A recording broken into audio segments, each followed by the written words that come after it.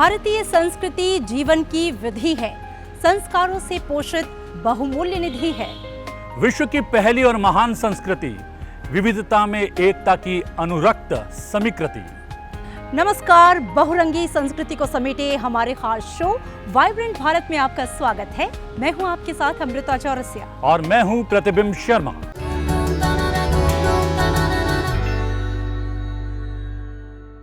जानेंगे आखिर क्या है खास केरल की एक लोक कला में, जिसे देखने के लिए लोग दूर दूर से आते हैं। पलटेंगे देश की विरासत के अध्याय के कुछ और पन्ने।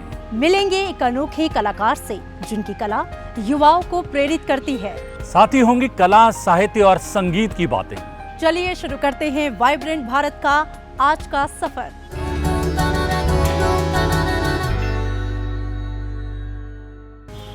और अब बात हमारे खास सेगमेंट इंद्रधनुष की। प्रतिबिंब, इंद्रधनुष के आज के सेगमेंट में हम बात करेंगे संस्कृति मंत्रालय के खास डांस और म्यूजिक फेस्टिवल की। और पूरी तरीके से वर्चुअल इस फेस्टिवल को सीरीज की तरह चलाया गया, जिसमें देश भर की संस्कृति के तमाम रंग देखने को मिले।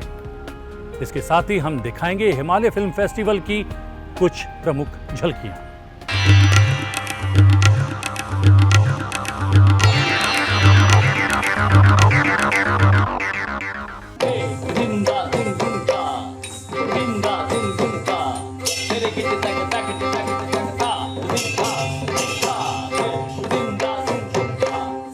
वैश्विक महामारी कोरोना का असर संस्कृति और कला जगत में होने वाले आयोजनों पर भी पड़ा है।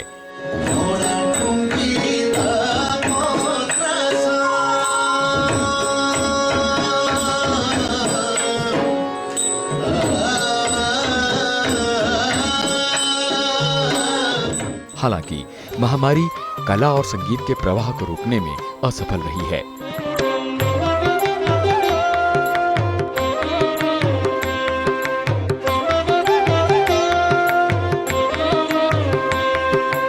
इसी की मिसाल है पांचवां गुरु नमन ऑनलाइन डांस एवं म्यूजिक फेस्टिवल 2021।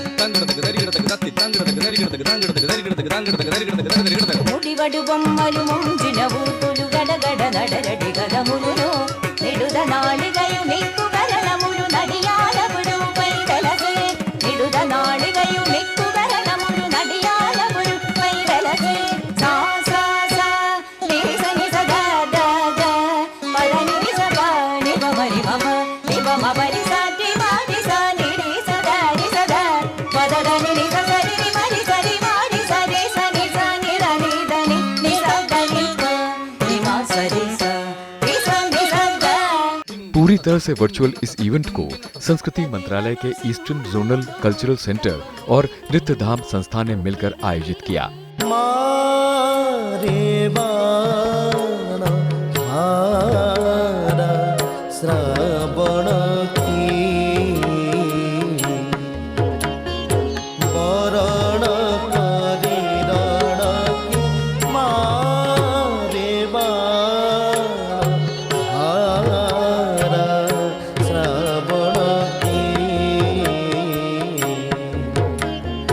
डिजिटल प्लेटफॉर्म पर आयोजित होने के कारण इस बार देश ही नहीं बल्कि विदेश में भी बैठे भारतीय संस्कृति प्रेमियों को भी नृत्य और संगीत के कई रूप देखने को मिले।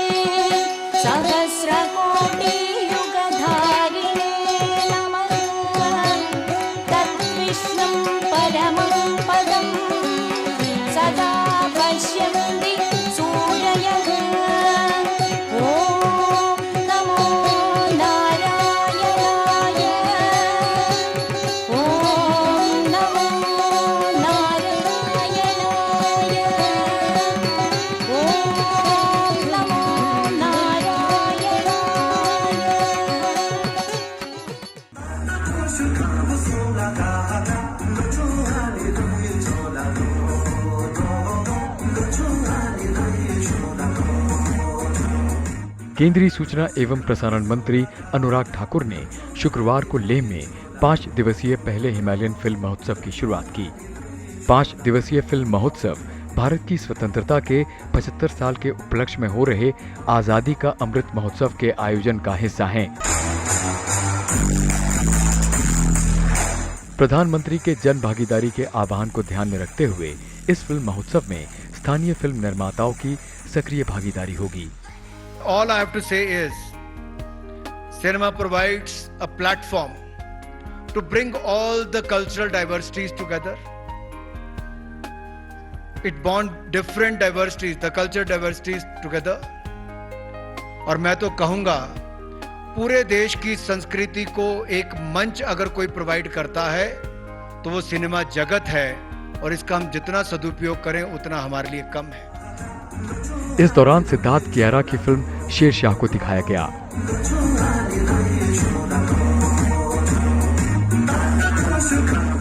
हिमालयन फिल्म फेस्टिवल का शुभारंभ करने एक्टर सिद्धार्थ मल्होत्रा लद्दाख पहुंचे थे।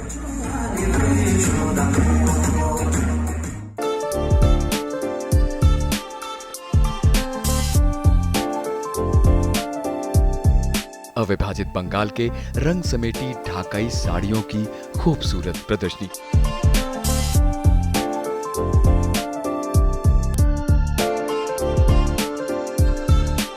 इंटरनेशनल सेंटर की ओर से आयोजित ढाकाई जामदानी साड़ियों की प्रदर्शनी सिद्धार्थ टैगोर का दशकों से चला आ रहा अनोखा संग्रह है।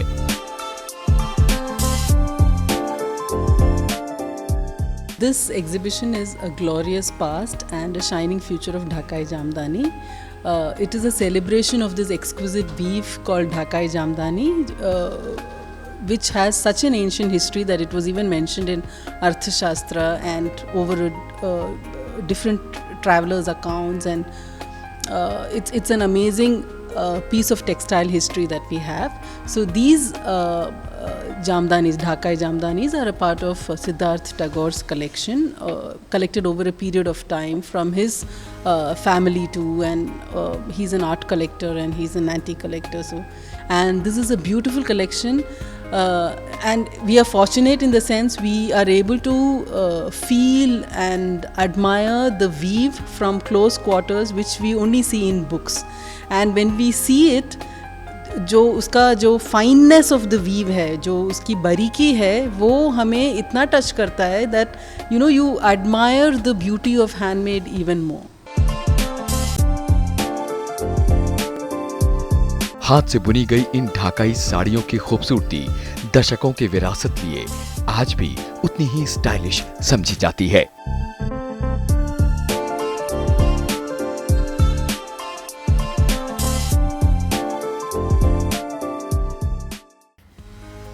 ये बात ठीक है अमृता, कला, संगीत और साहित्य के बिना समाज अधूरा है। बिल्कुल प्रतिबिंब, साहित्य किसी भी देश समाज का आईना होता है।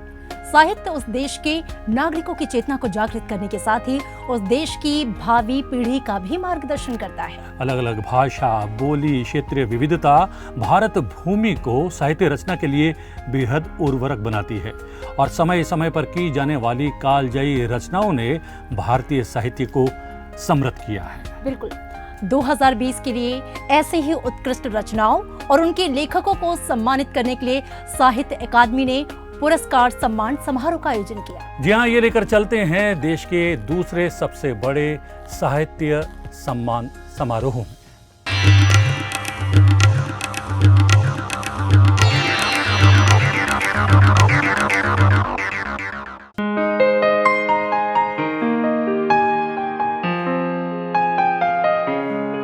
भारतीय साहित्य की दुनिया में बेहद प्रतिष्ठित सम्मान साहित्य अकादमी पुरस्कार। साल 2020 के लिए साहित्य अकादमी पुरस्कार वितरण समारोह का आयोजन किया गया।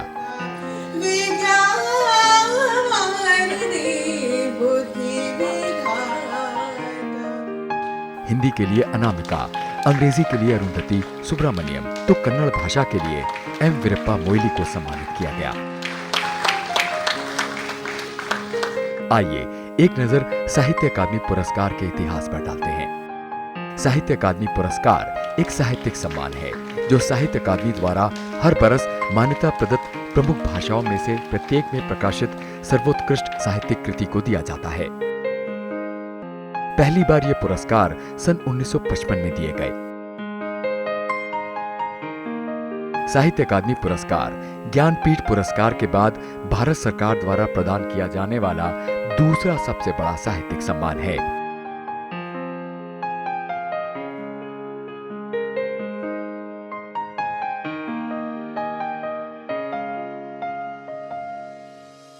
अमृता, इस 100 के नोट को बड़ा गौर से देख रही, कुछ खास बात है?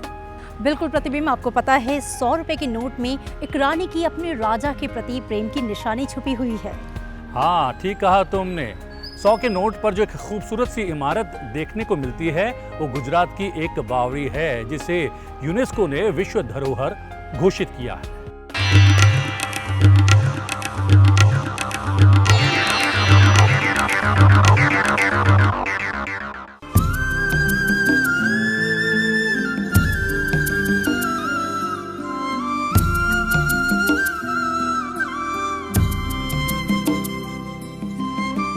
गुजरात के पाटन में स्थित इस विशालकाय बावड़ी को रानी की वाव कहा जाता है।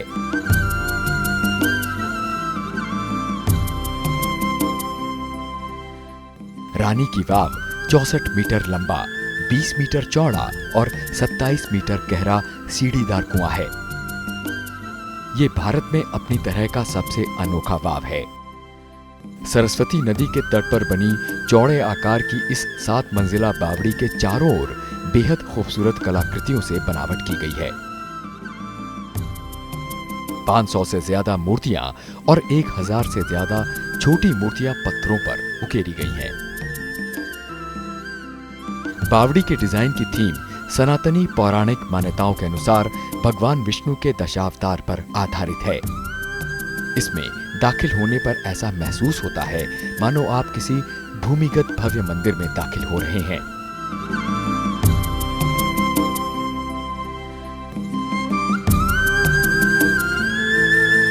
रानी की बावड़ी के इतिहास की बात करें तो 900 बरस से भी ज्यादा पुरानी इस वाव का निर्माण 1063 ईस्वी में सोलंकी राजवंश के राजा भीमदेव प्रथम की स्मृति में उनकी पत्नी रानी उदयमती ने करवाया था। पाटन उस समय सोलंकी साम्राज्य की राजधानी हुआ करती थी। बाद में ये पाटन जिले में पानी की कमी से निपटने के लिए भी कारगर साबित हुई। साल 2014 में जल संरक्षण की अनोखी तकनीक और वास्तुकला की उत्कृष्टता के कारण यूनेस्को ने रानी की वाव को विश्व धरोहर घोषित किया।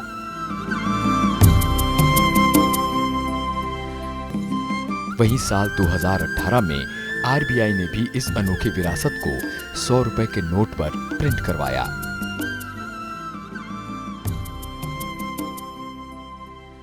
तो अब की बार आप जब भी 100 का नोट देखें तो मत भूलिएगा कि उस पर बनी आकृति देश की अमूल्य धरोहर है जो दुनिया भर में अलग पहचान रखती है।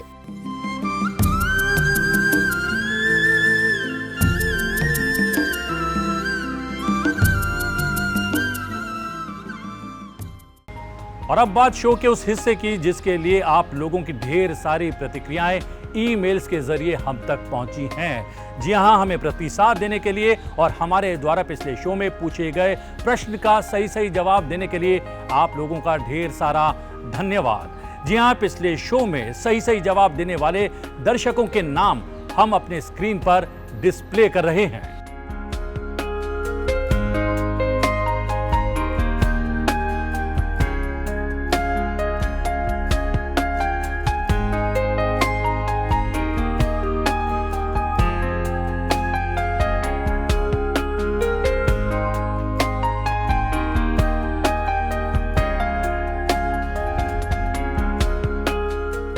हमारे बहुत सारे दर्शकों ने इस आर्ट फॉर्म का बिल्कुल सही जवाब लिखकर हमें भेजा है। जी हाँ, इस आर्ट फॉर्म का नाम है पुलिकली। पुलिकली जो कि दक्षिण भारत के राज्य केरल की एक बहुत ही सुंदर, मनोरंजक और अनोखी नृत्य कला है। क्या है पुलिकली, इसके बारे में आप डिटेल में जानिए हमारे खास सेगमेंट लोकरंग में।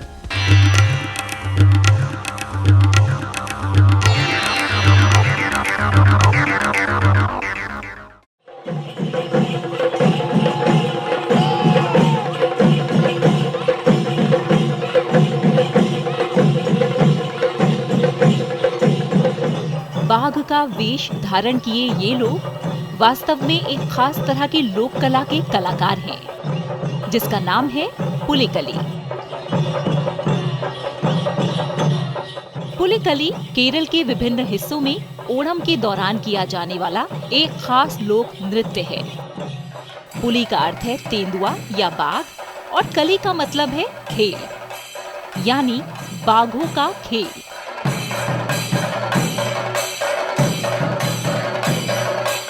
हर साल ओणम के चौथे दिन पुलिकली कलाकार बाघ का रूप धारण करके तकिल, उडुक और चेंडा जैसे पारंपरिक वाद्य यंत्रों की लय पर नृत्य करते हुए लोगों का मनोरंजन करते हैं।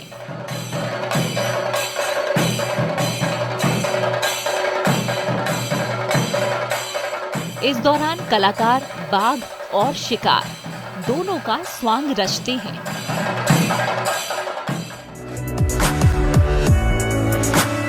लेकिन इससे पहले इन कलाकारों को तैयार करने में अच्छा खासा समय और मशक्कत लगती है। सबसे पहले पुरुष कलाकारों के पूरे शरीर पर बाघ की धारियां बनाने का काम किया जाता है, जिसके लिए ऑयल पेंट की कई परतें लगानी पड़ती हैं। तब जाकर असल बाघ का रूप निकलकर सामने आता है। लेकिन असली काम है बाघ का चेहरा बनाना, जो इस लोक नृत्य को सजीवता देता है। फिटनेस की नजर से देखें तो पेट ना होना सभी की प्राथमिकता होती है, लेकिन इस नृत्य में ऐसा नहीं है।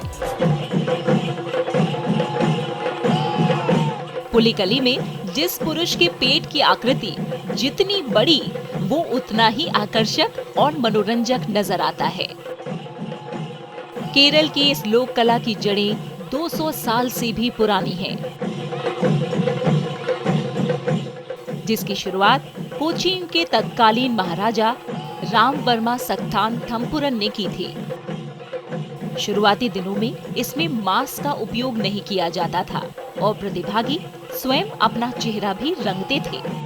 वैसे तो ये नृत्य ओणम के दौरान पूरे केरल में देखा जा सकता है, लेकिन त्रिशूर जिले में तो इसकी रंगत ही कुछ और होती है, जिसे देखने के लिए देश भर से पर्यटक उमड़ते हैं।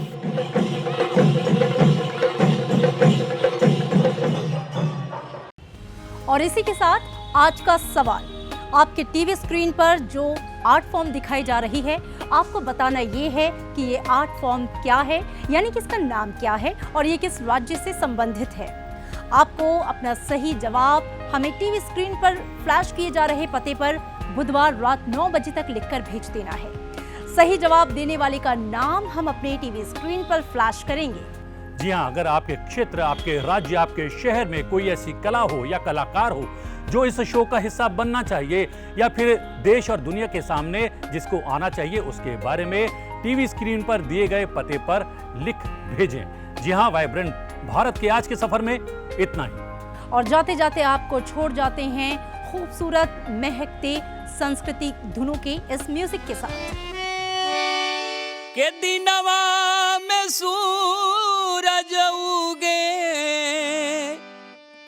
दिनवा में सूरज उगे, रतिया के चान हो, सोना के चिड़ैया बाटे मोर हिंदुस्तान हो, सोना के चिड़ैया बाटे मोर हिंदुस्तान हो। मंदिर में घंटा बाजे, मंदिर में घंटा बाजे, मस्जिद अजान हो, सोना के चिड़ैया बाटे मोर हिंदुस्तान हो, सोना के चिड़ैया बाटे मोर हिंदुस्तान हो।